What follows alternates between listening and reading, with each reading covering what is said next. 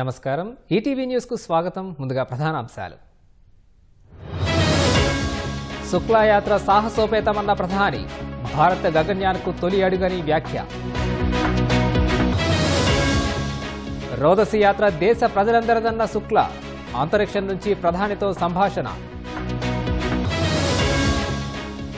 రా అధిపతిగా పరాగ్ జైన్ నియామకం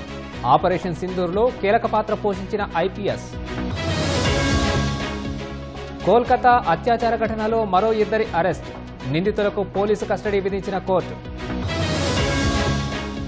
ఉగ్ర స్థావరాలను మళ్లీ నిర్మిస్తున్న పాకిస్తాన్ ఆపరేషన్ సింధూర్లో ధ్వంసం చేసిన సైన్యం H-1B వీసాకు ప్రత్యామ్నాయం ఓవన్ భారతీయుల నుంచి పెరుగుతున్న డిమాండ్ గుండీచా ఆలయానికి చేరిన పూరీ రథయాత్ర 9 రోజులు విడుదల చేయనున్న జగన్నాథుడు